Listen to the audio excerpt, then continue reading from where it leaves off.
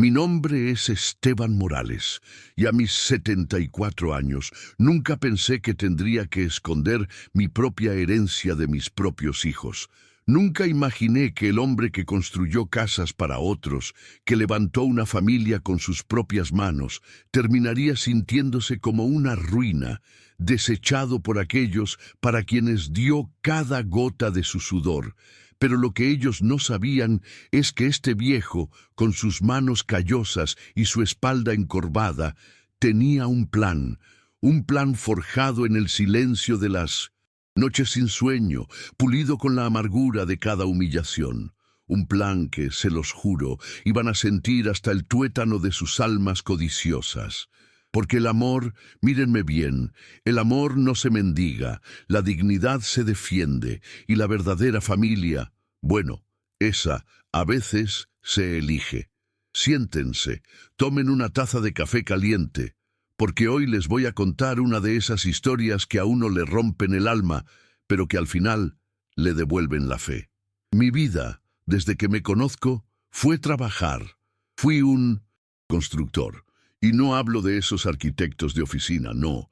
Hablo del que se ensucia las botas, el que carga los ladrillos, el que sabe el olor del cemento fresco y el peso de una viga. Empecé muy joven, apenas un mocoso, y cuando conocí a María Elena, mi María Elena, ella era la luz que me faltaba. Era una mujer sencilla, de esas que con una mirada te dan fuerza para levantar un rascacielos. Nos casamos, y poco a poco, con el sudor de mi frente y la paciencia de ella, empezamos a construir nuestra propia casa, ladrillo a ladrillo, y después vinieron mis hijos, seis razones para no bajar nunca los brazos. Roberto, el mayor, tan serio, tan inteligente. Carmen, mi niña, con sus ojos soñadores. Miguel, el travieso, lleno de energía. Sofía, la más dulce, la que siempre me abrazaba sin pedírselo. Luis, el callado, el observador. Y Ana, la más pequeña, mi último regalo, mi alegría tardía. Uno trabaja por ellos, ¿saben? Uno se niega lujos, se guarda el último bocado, se pone la ropa vieja y remendada para que ellos tengan algo que estrenar. Recuerdo como si fuera hoy el día que Roberto me dijo que quería estudiar ingeniería. Se le iluminaron los ojos y a mí se me encogió el corazón. Sabía que no sería fácil. El dinero siempre escaso. Pero ¿cómo le iba a decir que no a mi hijo, el primero de la familia que quería una carrera universitaria? Mi reloj, el único que tuve decente en años, era un regalo de mi padre. Lo vendí en un puesto de segunda mano. Me dieron una miseria, pero con eso y cada centavo que ahorré, compró sus primeros libros.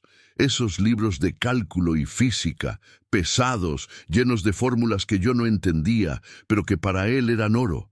Y yo, que me levantaba antes de que saliera el sol y regresaba cuando la luna ya estaba alta, me sentía orgulloso.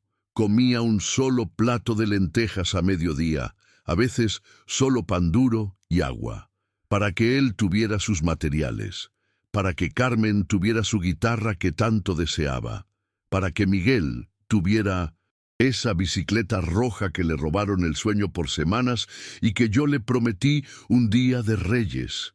Miguel, con esa bicicleta, me decía: «Papá, eres el mejor del mundo». ¿Y saben por qué? Porque para comprarla dejé de almorzar por un mes. Sí, un mes entero. Me apretaba el cinturón hasta el último agujero y cada vez que pasaba por una panadería, el olor a pan fresco me torturaba. Pero pensaba en la sonrisa de Miguel y el hambre se me pasaba. María Elena, con su sabiduría infinita, me hacía un café cargado por las mañanas y me decía: «Esteban, no te mates, ellos entenderán el sacrificio». Yo creía en eso. Creía que mis hijos verían el esfuerzo, que valorarían el amor que ponía en cada tornillo apretado, en cada cimiento bien puesto. Para Sofía, que quería ir a un viaje de estudios con sus amigas, recuerdo que acepté un trabajo extra en un pueblo lejano, lejos de todo. Dormía en la obra, sobre sacos de cemento, comiendo latas de atún frías. Me quedé flaco, sí, pero cuando Sofía me abrazó, al regresar contándome cada detalle de su aventura, cómo se rió y aprendió, sentí que cada noche en el frío valió la pena. Luis, mi Luis, que de niño se enfermaba mucho del pecho, ¿saben cuántas horas extra hice para poder pagarle un tratamiento que no cubría el seguro?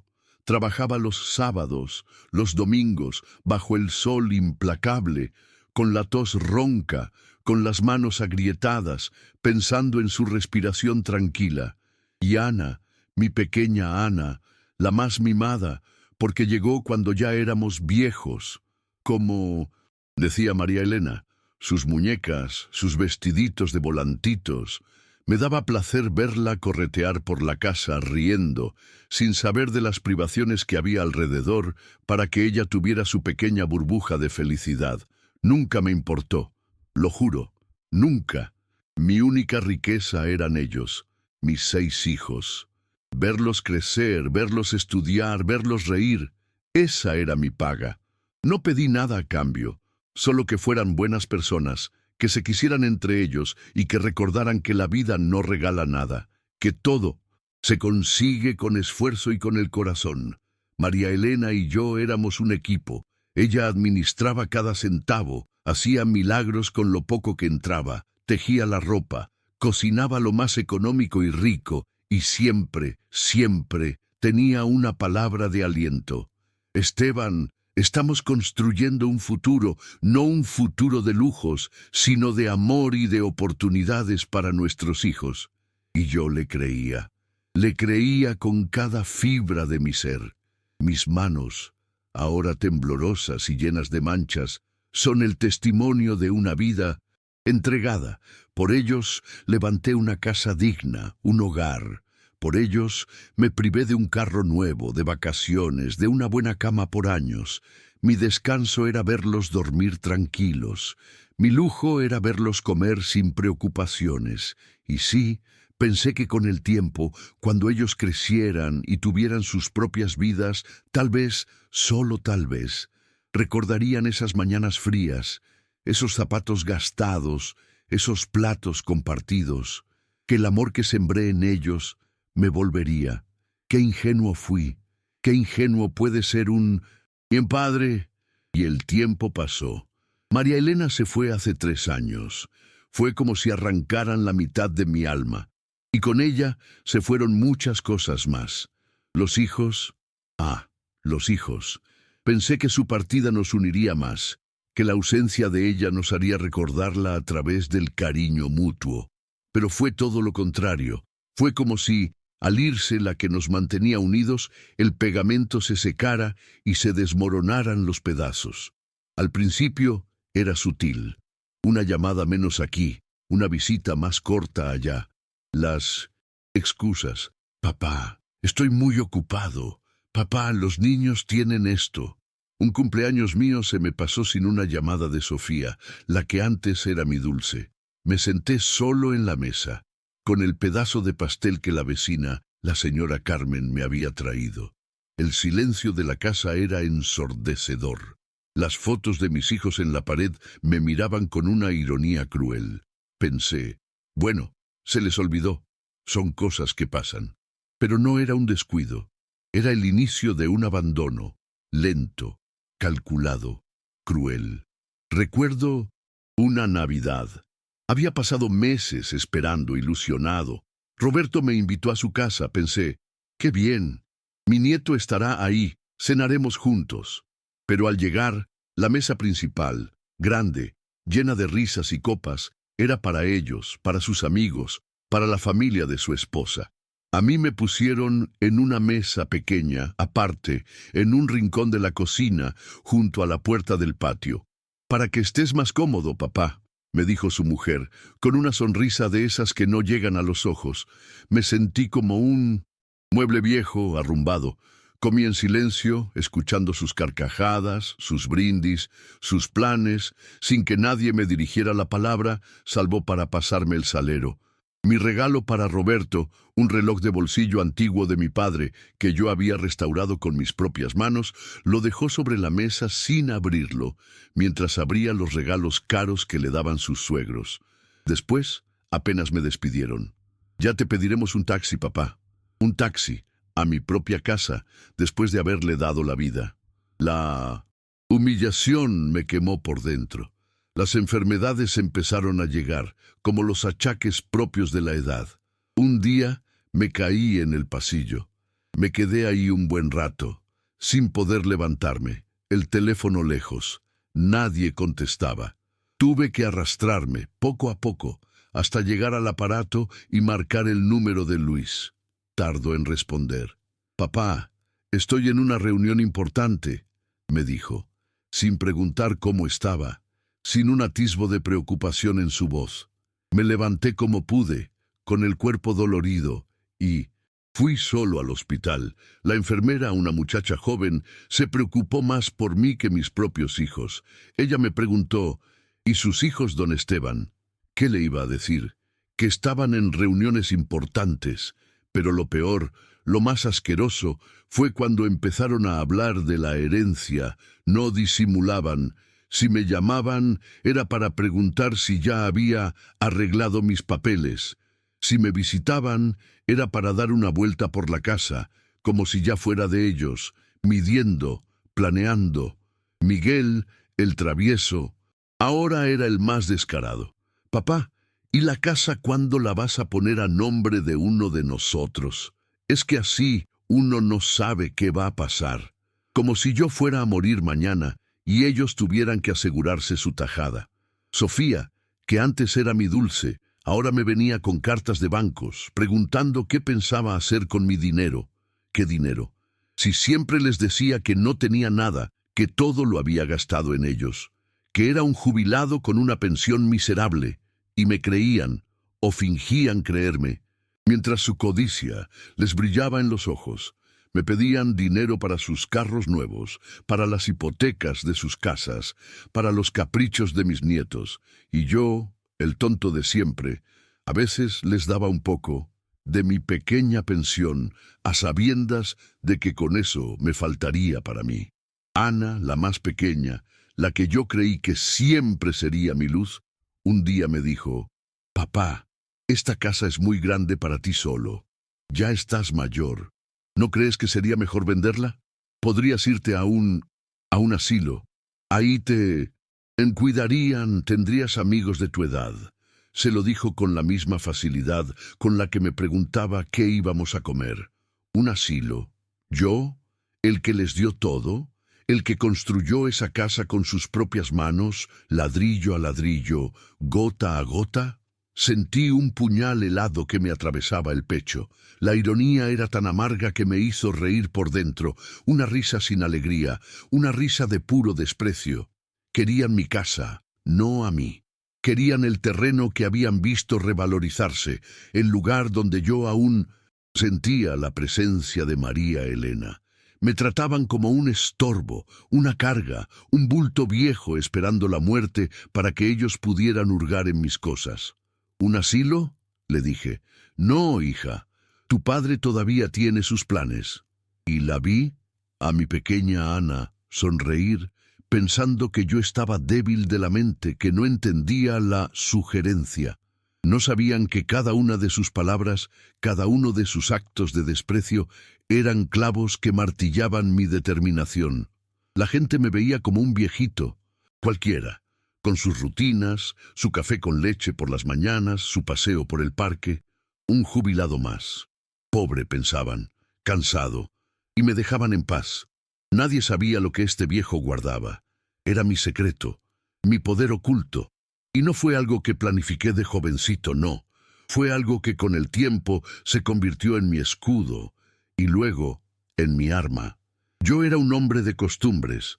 Desde muy joven, mi padre me inculcó la importancia de guardar para las vacas flacas, y yo lo tomé al pie de la letra. Cada trabajo, cada centavo extra, cada propina por un trabajo bien hecho, lo guardaba. No en el banco, al principio. Tenía desconfianza de los bancos grandes. Lo metía en pequeños sobres en una caja fuerte pequeña, escondida detrás de una pared falsa en el sótano, una que yo mismo construí. Solo María Elena sabía. Era para emergencias, para que no nos faltara nada si un día me enfermaba gravemente, o para darles una buena educación a los niños. Y ese dinero, esos ahorros meticulosos, crecieron, lentamente pero sin pausa. Eran pequeños montos, pero constantes durante 50 años. Luego, cuando ya tuve un poco más de confianza, abrí una cuenta a nombre de un viejo amigo que ya no vivía en el país, que me dio su permiso. Una cuenta pequeña, discreta, que nadie vinculaba conmigo directamente. Era mi colchón, mi tranquilidad. Y con el tiempo, esa cuenta se hizo considerable. Nunca lo usé para lujos. Siempre para lo básico. Era mi forma de ser. Y luego estaba la casa. Esta casa, mi humilde casa. Yo la construí con mis propias manos. Cada ladrillo tiene mi sudor. Cuando la compramos, este barrio era casi un descampado. No valía nada. Pero a lo largo de las décadas, la ciudad creció. Los caminos que antes eran de tierra, ahora eran avenidas anchas. Los campos de cultivo, ahora eran fraccionamientos de lujo. Un día llegó un promotor inmobiliario ofreciéndome una cantidad obscena por el terreno. Yo lo miré con incredulidad. ¿Todo eso por mi casita?, le dije. Me reí y lo mandé a la porra. No iba a vender la casa de mi María Elena, el hogar de mis hijos, pero ese día entendí el valor real de lo que tenía. El valor del terreno se había multiplicado por 100. Era una fortuna, sin que yo moviera un dedo. Mis hijos, en su avaricia, lo sabían. Por eso querían que me fuera a un asilo, para quedarse con la casa y venderla. Y yo, ¿saben qué? Yo los escuchaba, los veía y pensaba, qué lástima que no sepan el valor de lo que tienen, que es un hogar, no un negocio. Luego estaban las acciones. Cuando trabajé en la constructora El Progreso, hace tantos años, me pagaron una parte del sueldo en acciones de la empresa. Eran pocas, y la empresa era pequeña, casi en bancarrota entonces. La gente se reía de eso, decían que valían menos que el papel en que estaban impresas. Ni las vendí, ni las tiré. Las guardé, por costumbre. Las metí en un baúl viejo, con documentos de María Elena, algunas fotos, recuerdos, y ahí se quedaron, olvidadas. Hasta hace unos años, cuando vi en las noticias que El Progreso había ganado un megacontrato, que sus acciones se habían disparado. Fui al baúl, con el corazón latiéndome fuerte, y sí, ahí estaban. Las saqué, las llevé a investigar. Y el valor era de vértigo, una pequeña fortuna que dormía el sueño de los justos. Ni mis hijos, ni nadie lo sospechaba. Era el tesoro de un hombre simple, guardado en la oscuridad. Y finalmente, el terreno de María Elena. Era un pedazo de tierra árida, a unos kilómetros de aquí, que ella había heredado de sus abuelos. Nunca le dimos importancia, era solo un lugar donde crecían cardos. Pero María Elena era terca. Este terreno es nuestro legado, Esteban, no lo vendas. Y yo le hice caso. Cuando se fue, pensé en venderlo por si acaso. Pero llegó la noticia de que iban a construir una nueva autopista que pasaría justo al lado, y un nuevo centro comercial. El valor de esa tierra baldía, de ese legado, se disparó. Era una mina de oro y una póliza de seguro de vida que tomé cuando los niños eran pequeños, pensada para que María Elena no quedara desamparada si yo faltaba. La pagué por años, religiosamente, apenas recordaba que la tenía activa, pero al consultarla descubrí que, con los intereses y el tiempo, se había convertido en una suma considerable.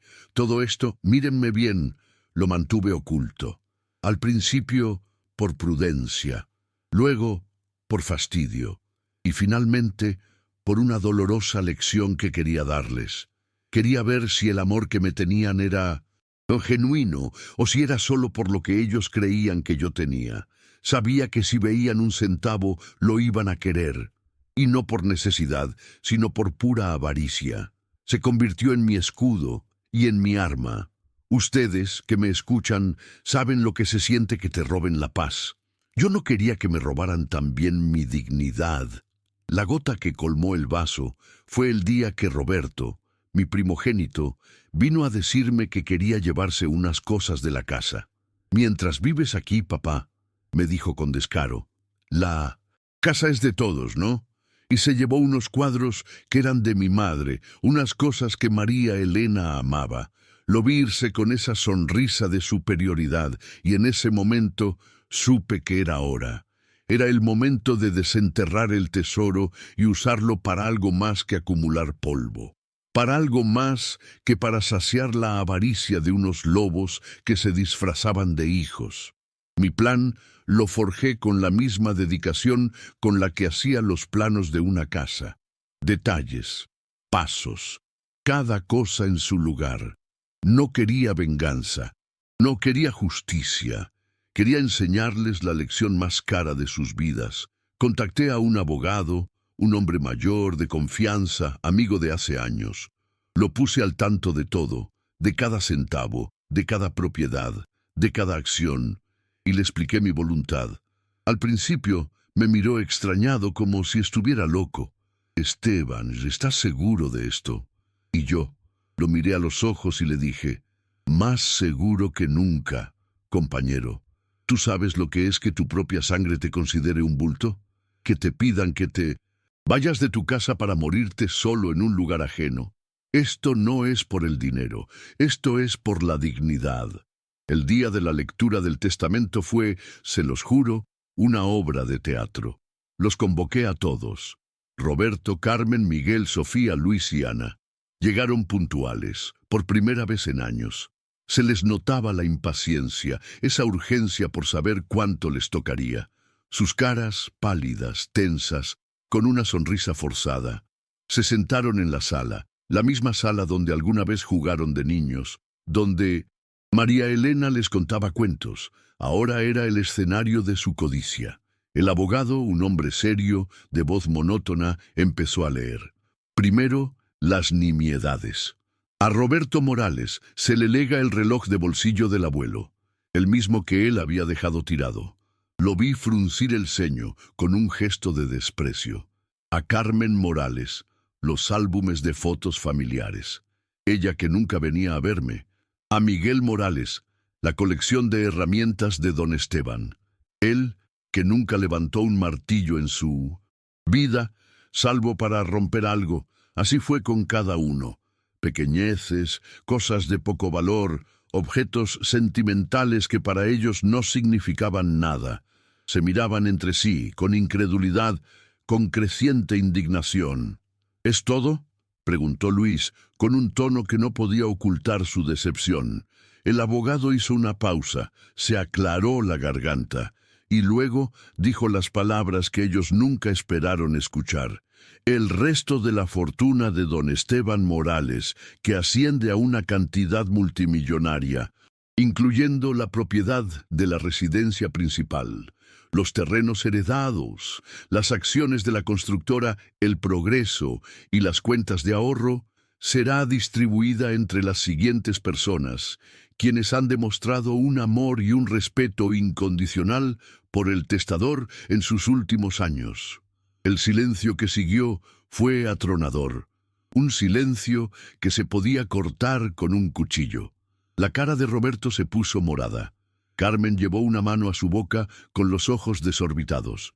Miguel, el ruidoso, se quedó mudo, con la boca ligeramente abierta. Sofía empezó a temblar. Luis se levantó de golpe tirando la silla. Ana, mi pequeña Ana, se desarmó en llanto, pero no de pena, sino de rabia. El abogado continuó, impasible, nombrando a los beneficiarios. A la señora Carmen López, vecina de don Esteban, por su constante compañía y sus comidas caseras. La señora Carmen, sí, la que me traía pastel en mi cumpleaños. la que se preocupaba si no me veía en días. Al joven Juan Pérez, el enfermero del hospital, que siempre tuvo una palabra amable y me ayudó sin pedir nada a cambio. El muchacho que me ayudó cuando mis hijos no me contestaban el teléfono.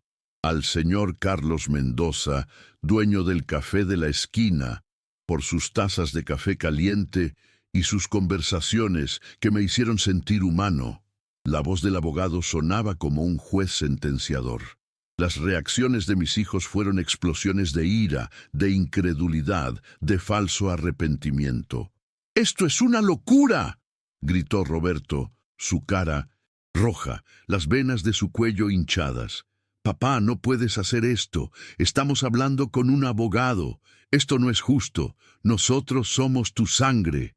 Carmen se me acercó, fingiendo lágrimas, intentando agarrarme la mano. «Papá, te queremos. Siempre te hemos querido. No nos hagas esto. ¿Quién te puso estas ideas en la cabeza?» Miguel me acusó de estar senil, de haber sido manipulado. «Estás mal de la cabeza, viejo. Vas a terminar en la calle». Ana, entre sollozos, me suplicaba, usando las mismas palabras bonitas que nunca me había dicho antes. «Por favor, papá, somos tu familia. Te cuidaremos, te daremos lo que sea». Yo, por primera vez en años, los miré a los ojos a cada uno, con una calma que los desarmó. Los vi pedir perdón, rogar, maldecir, amenazar. Los vi arrodillarse no por amor, sino por el vil metal. Y en mis adentros sentí una paz que hacía mucho no sentía. Era la paz de la justicia, la paz de haber recuperado mi dignidad. Cuando terminaron de desahogarse, cuando las lágrimas fingidas de Sofía se secaron en sus mejillas, cuando los gritos de Luis se volvieron roncos, hablé. Mi voz, aunque baja, resonó en la sala. Tuvieron su oportunidad. Durante años. Tuvieron mi sudor, mi sangre, mi vida entera. Tuvieron mi amor incondicional, mi paciencia, mis renuncias. Les di todo. Y a cambio me negaron una llamada. Me pusieron en una mesa aparte, me preguntaron cuándo me iba a morir para quedarse con mis cosas y me sugirieron que me fuera a un asilo. Me quieren, dicen, me quieren ahora que saben que el dinero existe, me quieren ahora que ven lo que perdieron. Mi voz se quebró un poco, pero no por tristeza, sino por el peso de la verdad.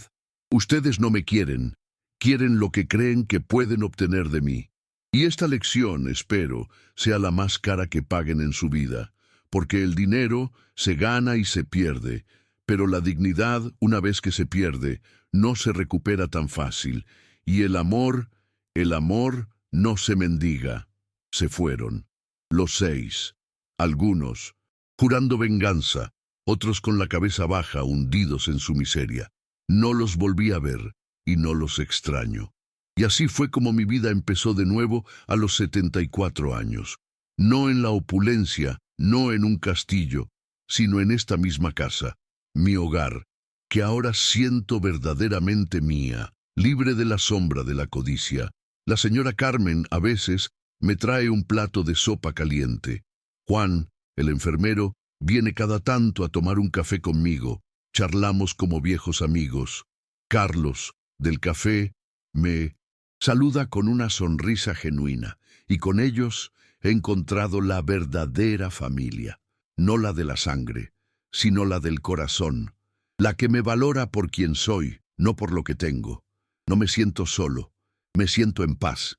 Ya no tengo que esconder mis ahorros, ni disimular el valor de mi casa. Ahora mis días transcurren con la tranquilidad de quien sabe que hizo lo correcto. La vejez, dicen, es la etapa de la sabiduría. Y esta fue la lección más grande de mi vida, que el amor verdadero no tiene precio y que la dignidad no se vende ni se compra, se gana y se defiende. A veces pienso en mis hijos, no con rencor, ya no, con una profunda tristeza, la tristeza de un padre que soñó con un final diferente, pero la vida, mis amigos, no siempre es como la planeamos. A veces hay que derribar las paredes viejas para construir cimientos nuevos. Díganme, Ustedes que me escuchan, ¿qué harían en mi lugar? ¿Habrían hecho lo mismo?